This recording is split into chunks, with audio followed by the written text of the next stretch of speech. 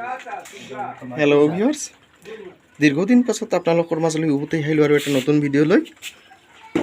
আজি এটা বেলেগ ধৰণৰ ভিডিঅ' দেখাম। আশা কৰোঁ আপোনালোকে মোৰ লগত থাকিব, ভিডিঅ'টো ভালকৈ চাব। আৰু যিসকলে নতুনকৈ ভিডিঅ'টো চাইছে কাইণ্ডলি মোৰ চেনেলটো ছাবস্ক্ৰাইব কৰিব। তো আজিৰ যি ভিডিঅ'টো কৰিবলৈ উদ্দেশ্য যিটো কৰি আছোঁ তাৰ উদ্দেশ্য হৈছে এই কোয়েল বাৰ্ড সম্পৰ্কে এটি ভিডিঅ'।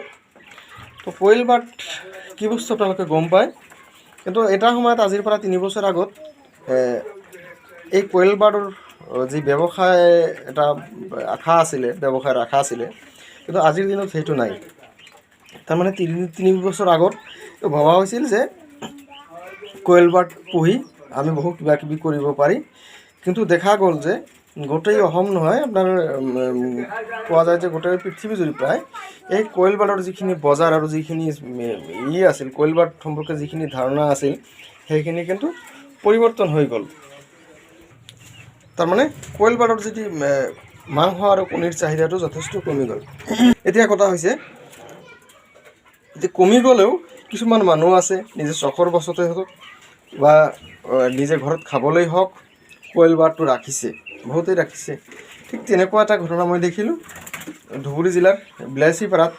সেই বিলাচীপাৰাত মোৰ এজন দাদা আছে, সেই দাদাৰ ঘৰত আহি পেলাই কোয়েল বাৰ্ডটো দেখিলোঁ, বহুত ভাল লাগিছে মোৰ। আৰু কোয়েল বাৰ্ডৰ যি মাংস আৰু কণী মোৰ অত্যন্ত প্ৰিয়।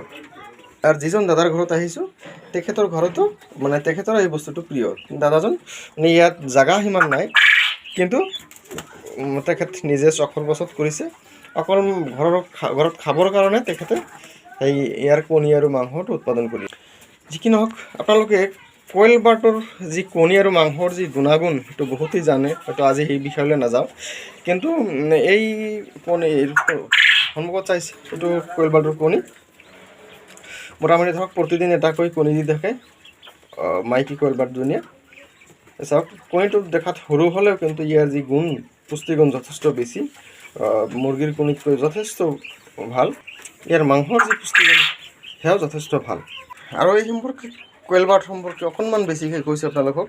ইয়াৰ যিটো ৰং 3টা ৰং হৈ থাকে, এটা হ'ল বগা আৰু সেইটো এনেকুৱা টাইপ মুগা, আৰু তাৰ ইয়াতকৈ অকণমান এইটো যে আছে সেইটো ৰং ইয়াতকৈ অকণমান পাতল ৰং যিটো আছে। এতিয়া কথা হ'ল, মই এটা সময়ত ভাবিছিলোঁ যে মোৰ ঘৰটোত যদি অকণমান ফুটা থাকে তেতিয়া বাৰ্ডখিনি ওলাই যাব নেকি। কিন্তু ইয়াত আহি দেখিলোঁ যে অকণমান যদি ফুটা থাকে কেতিয়াও ওলাই নাযায়। কিন্তু এই চৰাইবিধৰ কিন্তু সিমান বুদ্ধি নাই। ধৰক ইয়াৰ পৰা 200 মিটাৰমান দূৰলৈ গ'ল, অকলেই ঘৰলৈ আহিব, এইটো কিন্তু তেনেকুৱা নহয়। বুদ্ধি ধৰক ঘৰৰ যেনেকুৱা আপোনাৰ চৰাই থাকে, কুকুৰা চৰাই যেনেকুৱা আছে, হাঁহ যেনেকুৱা আছে, সেইটো ইয়াৰ বুদ্ধিটো অকণমান তাতকৈ কম। যি কি নহওক, এই দেখিছে আপোনালোকে ওলাই। ঠিক আছে, মই এইটো বস্তু আপোনাক দেখাই আছোঁ। যেনেকুৱা ঘৰৰ পৰা ওলাই গ'ল, আপোনাৰ 1-2 ফুটমান ওলাই গ'ল, তেতিয়া কি হ'ব, বাকীখিনি য'ত আছে কিন্তু সেইটো চৰাই সেইটো জেগাতে আহি যাব।